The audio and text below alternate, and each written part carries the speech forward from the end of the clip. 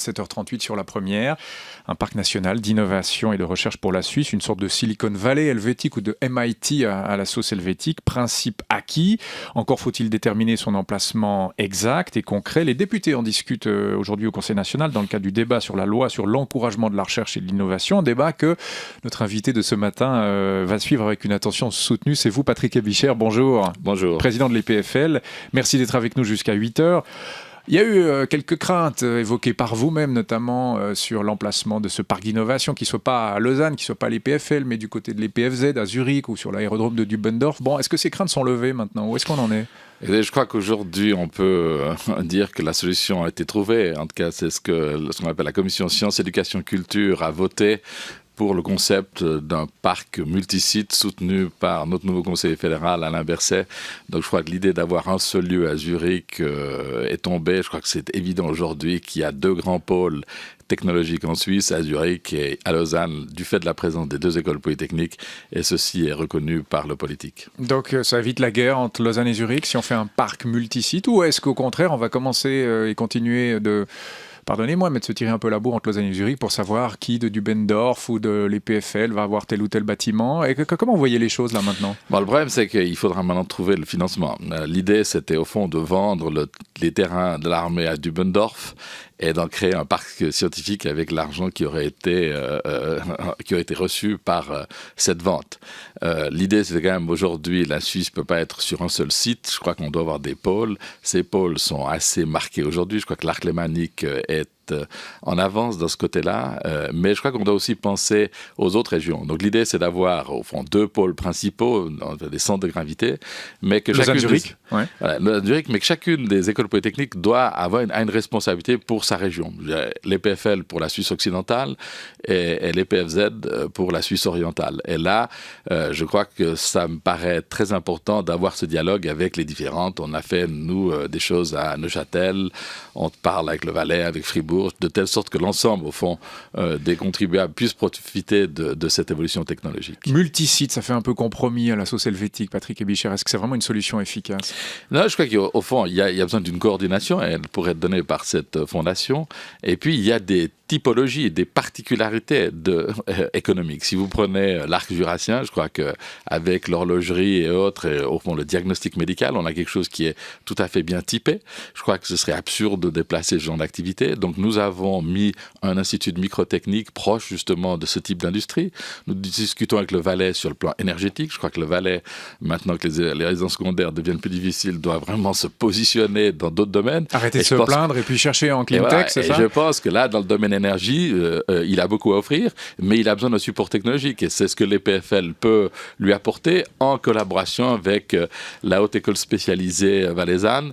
Et Fribourg, nous sommes aussi en discussion. Il y a d'autres choses dans les matériaux, il y a aussi des choses dans la construction.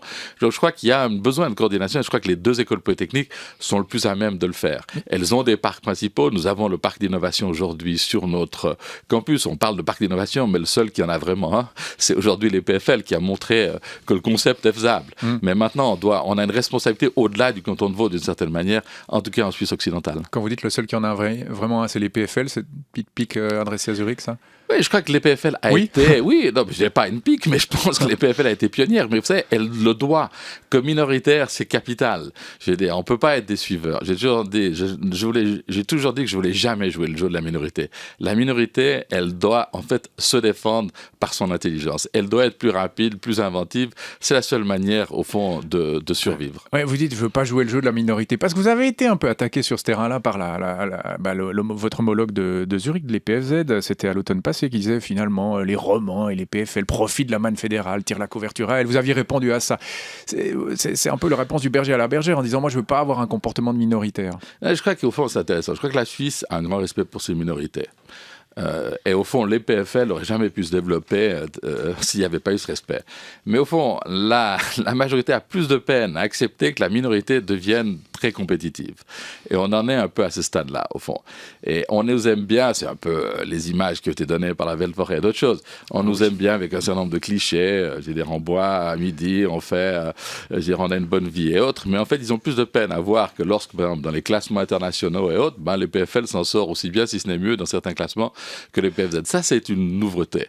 Alors, je crois que c'est très bon pour l'ensemble du système que, d'une certaine manière, la petite sœur puisse challenger la grande. Vous êtes encore la petite sœur?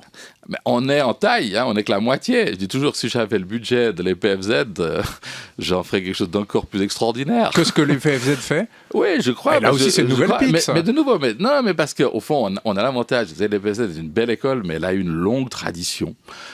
150 ans de tradition. L'EPFL a eu l'avantage d'être une école relativement jeune. Elle a été créée en tant qu'entité fédérale en 69. Donc ça, c'est un avantage. Alors, on n'a pas beaucoup de prix. On n'en a pas du tout de prix Nobel. Ils ont une belle histoire. Mais c'est comme un musée. Il faut toujours les renouveler et autres. Je crois qu'aujourd'hui, si on n'a pas cet élément, une grande compagnie, c'est la même chose. Comment vous arrivez à générer l'innovation dans les grands groupes? C'est une problématique tout à fait humaine. Et je pense qu'aujourd'hui, paradoxalement, l'EPFL en étant relativement petite, mais jeune, très internationale, peut au fond se positionner dans ce monde très compétitif de façon peut-être un peu plus aisée que l'école polytechnique fédérale de Zurich, mais qui est une excellente école. Il faut être conscient. Et la chance de la Suisse, c'est d'avoir deux grandes écoles de très haut niveau et qui sont aujourd'hui capitales pour le développement économique de la Suisse.